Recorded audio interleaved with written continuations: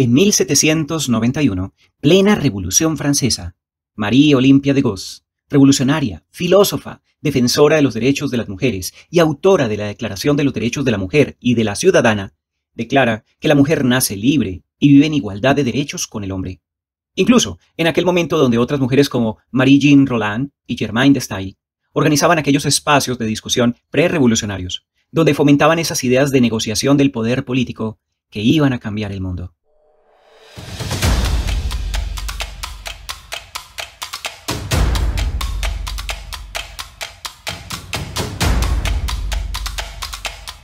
«230 años después, las cosas han cambiado un poco. Ya no es objeto de discusión quién va primero, si el hombre o la mujer, quién tiene más derechos, si el hombre o la mujer, quién tiene más creatividad e inteligencia, si el hombre o la mujer. Estos asuntos no son objeto de discusión en la actualidad.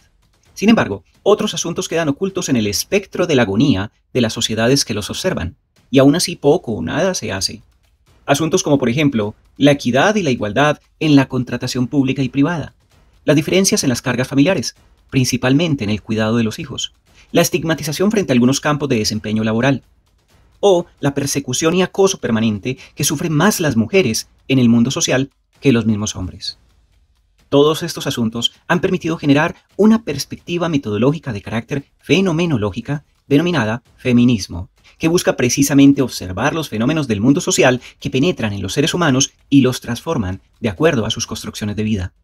Perspectiva metodológica cualitativa, que sin apartarse de la rigurosidad y propósito científico que persigue, busca que las mujeres puedan abordar esos fenómenos desde ellas mismas, frente a problemas que les atañen a ellas mismas. Un cordial saludo a quienes les interesan las teorías críticas, la sustentabilidad y las vías disruptivas y alternativas al desarrollo. Soy Wilfer Ceballos Betancourt y abordaremos en la siguiente lectura con fines académicos un texto sobre la perspectiva metodológica para la investigación cualitativa, denominada Feminismo, fragmento del libro Ciencia y Arte en la Metodología Cualitativa del maestro Miguel Martínez Migueles. Les invito entonces a que se sirvan un café y se acomoden para escuchar estas líneas de reflexión para el quehacer de la investigación social.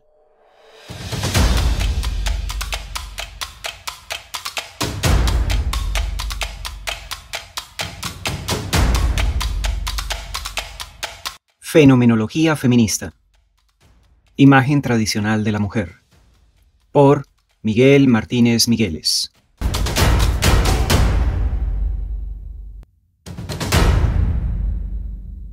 No podemos comprender el movimiento feminista actual sin una mirada histórica retrospectiva. Numerosas investigaciones concuerdan en el señalamiento de una amplia gama de estereotipos acerca del género femenino y masculino. Estos estereotipos caracterizan a las mujeres como sensibles, intuitivas, incapaces de objetividad y control emocional e inclinadas a realizar y mantener relaciones personales. A los hombres, en cambio, se les considera superiores en su capacidad de racionalidad y objetividad científica y con una dotación natural para una orientación adecuada en relación con los demás. La mujer es la explotada y el objeto de abuso, y es incapaz de explotar a los demás debido a su natural, entre comillas, debilidad y altruismo. Aspectos que son, a su vez, su fuerza como esposa, madre y ama de casa. Por el contrario, al hombre le resulta fácil explotar y justificar este comportamiento en nombre de una ideología política y económica.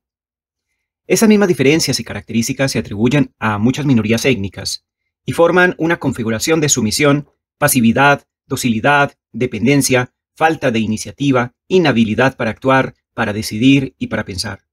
Son en general cualidades y características más infantiles que de adultos y revelan inmadurez y debilidad e impotencia.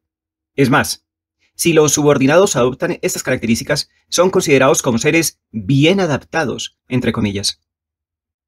Estos señalamientos ciertamente tienen con frecuencia el carácter de estereotipos, pero cuando pensamos en la explotación y la opresión a que son sometidos algunos grupos de mujeres inmigrantes, discriminadas por su raza, etnia, nivel cultural y clase social, aspectos que en algunos países del hemisferio norte evocan enseguida el pasado de esclavitud a que pertenecieron sus antepasados, vemos que no carecen en absoluto de una cierta dosis de verdad. Lo más cierto y agravante que encierra este modo de pensar es que las características de raza, etnia, clase social y género de estas personas son consideradas como una desviación de la norma representada por el modelo del varón blanco de clase media, entre comillas. El movimiento feminista. Hacia mediados del siglo XX, la participación de la mujer en el campo universitario era muy reducida. Eran pocas las carreras en que intervenían, pero poco a poco fueron inscribiéndose en algunas de las carreras humanistas, luego también en otras de carácter científico y finalmente en todas casi por igual. Es más, por varias carreras de las humanidades como trabajo social, psicología, sociología y otras hay un claro predominio del género femenino. Debido a este hecho, creció el número de mujeres profesionales, mujeres profesoras, mujeres investigadoras y con ello una visión diferente y alternativa de muchas realidades de nuestro mundo. Primero, de la salud femenina, ginecología, gravidez, maternidad, atención al recién nacido, etc.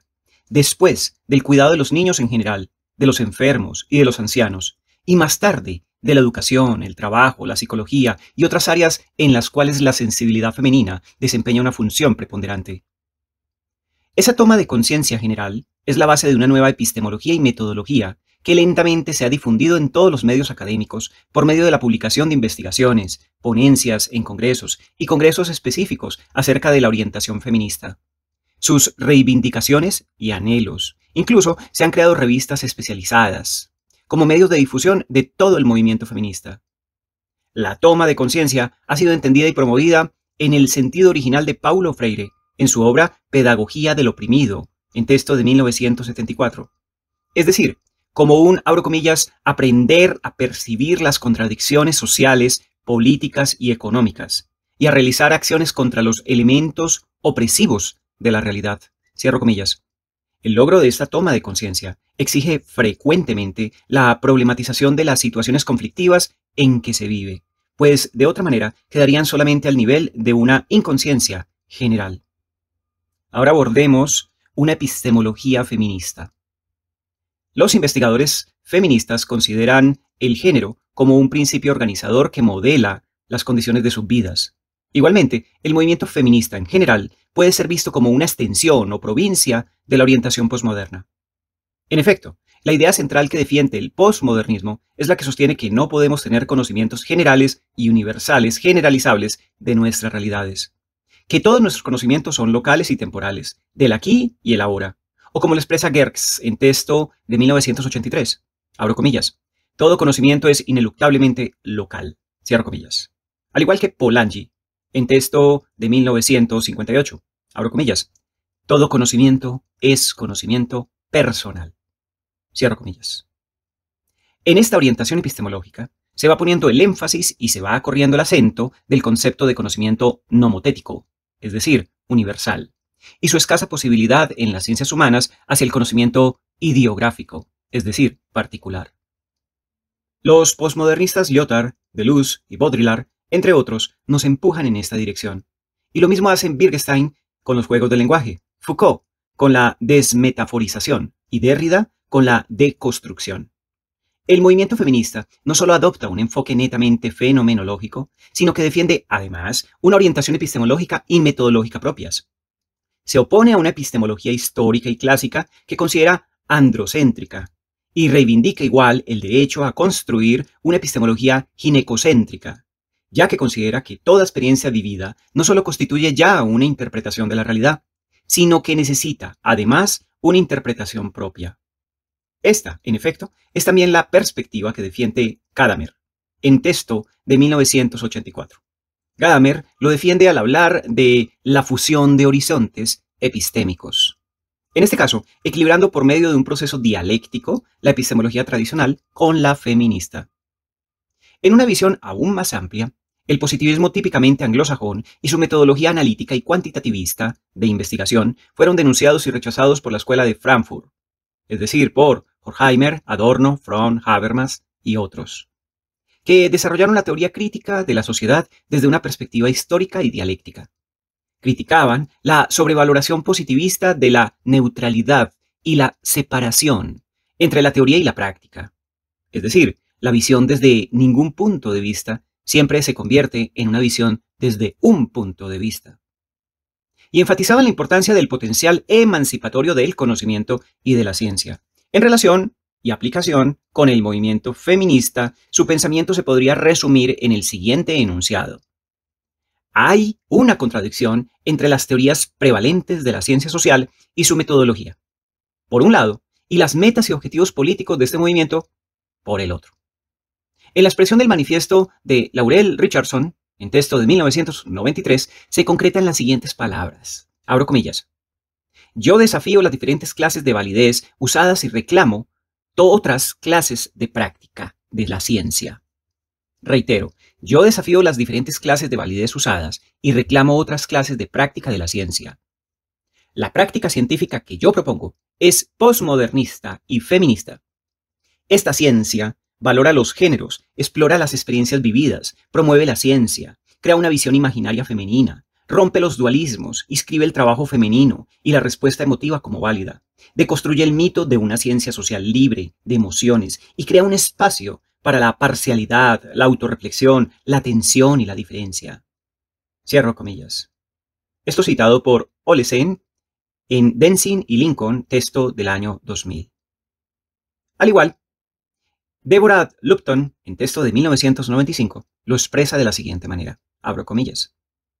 La cuestión no consiste en buscar una cierta verdad, entre comillas, sino en descubrir las variedades de verdad que operan, en poner en relieve la verdad como transitoria y política, y en enfatizar la posición de los sujetos como fragmentaria y contradictoria. Cierro comillas. Esto citado por Olesen en texto de Denzin y Lincoln del año 2000. Estas ideas las fundamentan el movimiento feminista en el análisis de nuestro proceso de adquisición de conocimientos. El conocimiento, se considera, es el resultado de una interacción entre el sujeto y el objeto. Pero si uno de los términos de la relación, el sujeto, es decir, la mujer, cambia también el resultado de la interacción. Y mayor será el cambio cuando ambos términos de la relación cambian, como es el caso frecuente de las investigaciones realizadas por mujeres acerca de problemas femeninos. Esta línea de reflexión sigue el enfoque crítico que han hecho público muchos otros sectores de la vida humana. Las víctimas del SIDA, los sobrevivientes del cáncer, los inválidos, los ancianos, los homosexuales y muchos otros grupos especiales siempre han protestado diciendo que los científicos, abro comillas, no los entienden, que los investigadores no los pueden comprender mejor de lo que ellos mismos se entienden. Cierro comillas. Y así, paulatinamente. Tratando de hallar más específicamente acerca de la mujer, pensemos en la enorme cantidad de variables, entre comillas femeninas, que entran en el juego de una investigación acerca de los tópicos relacionados con la gestación, la maternidad, la atención al recién nacido, etc. Y en general, de lo que es típico de la mujer en cuanto a esposa y madre. Esto en relación con la mujer como objeto de investigación. Pero si le añadimos las variables que genera la percepción, que se forma también el investigador como sujeto, que en este caso es también mujer, una investigadora, todo el proceso cognoscitivo puede variar considerablemente y ofrecernos otro tipo de conocimiento, generando otra epistemología que habrá de tener también en cuenta a la hora de pensar en métodos, estrategias, modelos, etc. Esta realidad aparecerá más claramente delineada en la medida en que consideremos ciertos aspectos claves que nos ofrece hoy en día la neurociencia. Hoy sabemos que no existe un sistema cognoscitivo aparte e independiente del sistema afectivo, que ambos forman un solo sistema, el sistema cognitivo-afectivo. Para esto pueden referirse a un texto de Martínez del año 1997.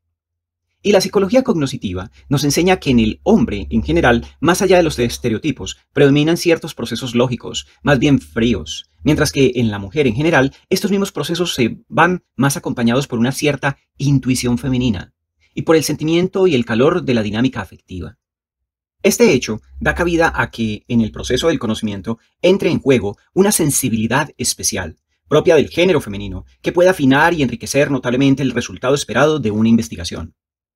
Frecuentemente, al conjunto de las variables mencionadas se le añaden otras relacionadas con ciertas etnias subvaloradas a que pertenece la mujer en cuestión, con su nivel socioeconómico y con ciertos tópicos específicos de estudio, como puede ser la violencia familiar, es decir, mujeres golpeadas o maltratadas, o la opresión y la explotación de que son víctimas.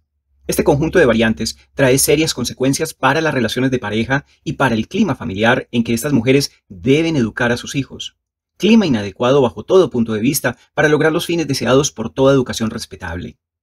La conclusión natural de estas observaciones es que las realidades de estudio relacionadas con el género femenino exigen un mayor nivel de rigor científico. en cuanto a la elección y al uso de métodos y estrategias adecuados. Este rigor es exigido por el mayor número de variables involucradas, ya sea de parte del sujeto investigador como del objeto estudiado, es decir, cuando pertenece al área femenina. Y este rigor se expresa con una mayor sistematicidad y autocrítica en todo el proceso de investigación. Estos tres criterios de rigor, sistematicidad y criticidad, son en efecto los que definen el nivel de cientificidad de una investigación. Ahora abordemos una metodología feminista. Una metodología sensible a todo lo señalado hasta aquí y que lo aplique en la planificación de sus estrategias y en la elaboración y aplicación de sus procedimientos. Una metodología femenina de la ciencia social exige, además, que esos planteamientos epistemológicos y metodológicos sean descritos y discutidos no solo al realizar una investigación femenina, sino también en la investigación social en general. La realidad básica que da soporte a una metodología femenina, entre comillas, es el hecho fundamental de que sea la mujer la participante, como investigadora y también como objeto de la investigación. En efecto, es fácil comprender cómo la mujer, conociendo su propio cuerpo, sus problemas propios de salud, sus vivencias personales, familiares y sociales, está en mejores condiciones metodológicas que el hombre en general para comprender a otras mujeres y sus problemas. Es más, esta situación se constata cuando en muchas circunstancias la mujer no hace caso a las recomendaciones de un doctor acerca de ciertas áreas ginecológicas, es decir, por ejemplo, el aborto, el control menstrual, etc. ¿Cuáles serían las líneas guías de una metodología femenina? Siguiendo a María Mies, que trabajó especialmente en Alemania y las expone detalladamente, en texto de 1999, las sintetizamos a continuación. La primera, el postulado de una investigación libre de valores de neutralidad e indiferencia hacia los objetos de investigación debe ser reemplazado por una parcialidad consciente, que se logra por medio de una identificación parcial con los objetos de la investigación. La parcialidad consciente es diferente del mero subjetivismo o de la simple empatía, ya que la identificación parcial crea una distancia crítica y dialéctica entre el investigador y sus sujetos de estudio. Segundo, la relación vertical entre el investigador y los objetos de investigación, la visión desde arriba, ha de ser reemplazada por la visión desde abajo. Esta es una consecuencia necesaria de la parcialidad consciente y de la reciprocidad. La investigación debe ser realizada para servir a los intereses de los grupos dominados, de los grupos explotados y de los grupos oprimidos, particularmente a la mujer, cuando lo es. La relación hombre-mujer representa uno de los ejemplos más antiguos de la visión desde arriba. Por ello, la solicitud de una visión desde abajo, sistemática, posee tanto una dimensión científica como ético-política. Tercero, el conocimiento de espectador. Un espectador contemplativo y no involucrado ha de ser reemplazado por una participación activa en las acciones, en los movimientos y en las luchas de la emancipación de la mujer. No podemos contentarnos con reducir los estudios acerca de la mujer a una pura tarea académica, restringida de la torre de marfil de ciertos institutos de investigación y universidades. Cuando se integran la investigación y la praxis, se logran unos resultados más ricos y por ello también más verdaderos. Cuarto, la participación en las acciones y luchas sociales y la integración de la investigación en estos procesos implica además que el cambio del status quo sea el punto de partida de una interrogante científica. Este enfoque sigue el lema, abro comillas, si quieres conocer una realidad, trata de cambiarla, cierras comillas. En el caso, por ejemplo, de las mujeres explotadas y oprimidas, solamente entenderemos a fondo tal situación, es decir, su extensión, dimensiones, formas y causas, si tratamos de luchar para cambiarlas. Quinto, el proceso de investigación debe convertirse en un proceso de concientización, tanto para los científicos sociales que realizan la investigación como para los sujetos investigados, es decir, los grupos femeninos. Aquí se siguen las ideas de Paulo Freire, de un texto de 1974, que desarrolló esta orientación y la aplicó con su método de problematizar las situaciones, proceso y acciones que según él no debían realizar los investigadores cuyo trabajo consistiría solo en dar las herramientas al pueblo, sino que debían realizarlo las personas objeto de la opresión. Sexto, yendo un poco más allá de Freire, habría que señalar que la concientización colectiva de las mujeres por medio de la metodología problematizadora debería ir acompañada por el estudio de la historia individual y social de la mujer, En efecto, aunque las mujeres han hecho su historia, sus luchas, sus sufrimientos, sueños e ilusiones, en el pasado no se la han apropiado y hecho suficientemente suya como sujetos. Séptimo y último, las mujeres no pueden apropiarse su propia historia a menos que comiencen a colectivizar sus propias experiencias. Los estudios de la mujer, por consiguiente, deben luchar por la superación del individualismo, la competitividad, el profesionalismo, entre comillas, desmedido, como se ven en los académicos de género masculino. Esto las llevaría posiblemente a superar el aislamiento estructural dentro de sus familias y a comprender que sus sufrimientos individuales tienen causas sociales. Ahora abordemos las conclusiones de esta fenomenología feminista.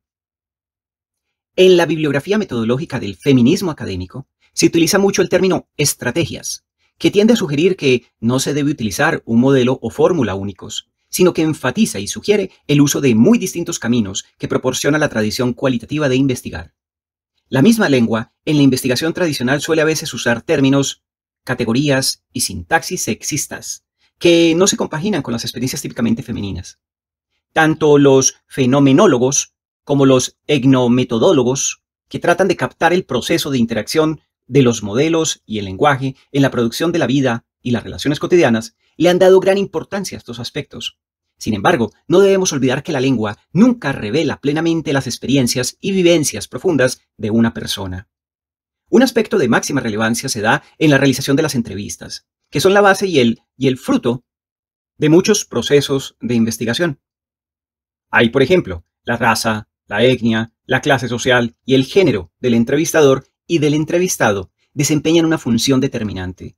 Y esto no solo por la forma o el estilo, sino que es lo que es más importante, por el contenido mismo que aborda la entrevista.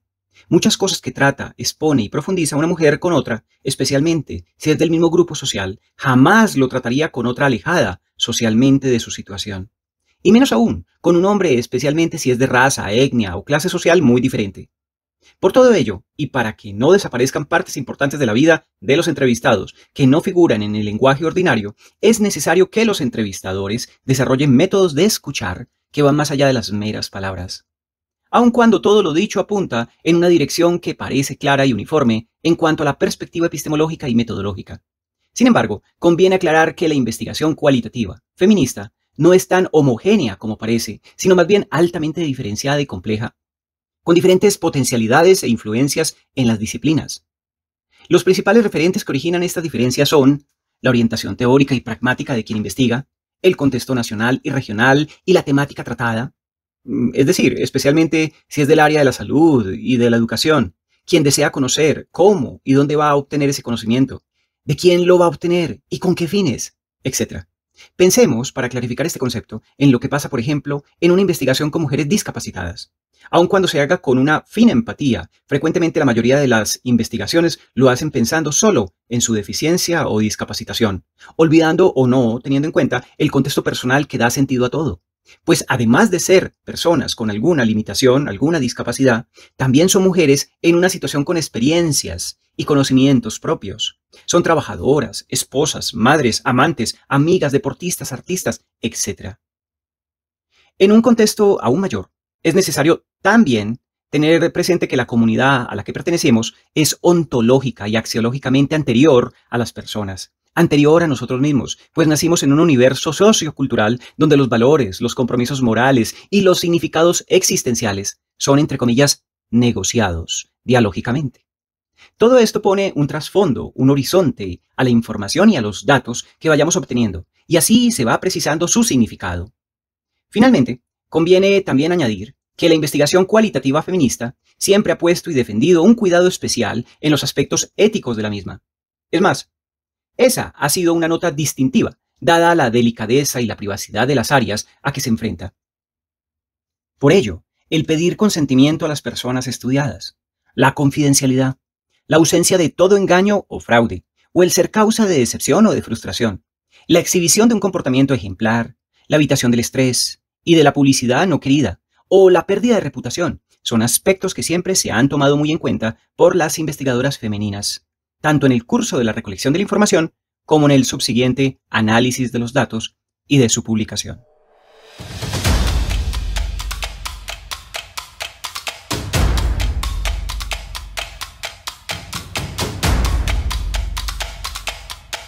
Hemos llegado al final de la lectura del texto Perspectiva Metodológica Feminista en el marco del método fenomenológico de la investigación cualitativa, fragmento que hace parte del libro Ciencia y Arte en la Metodología Cualitativa del maestro Miguel Martínez Migueles. Les deseo mucha felicidad y éxito en su mundo de vida.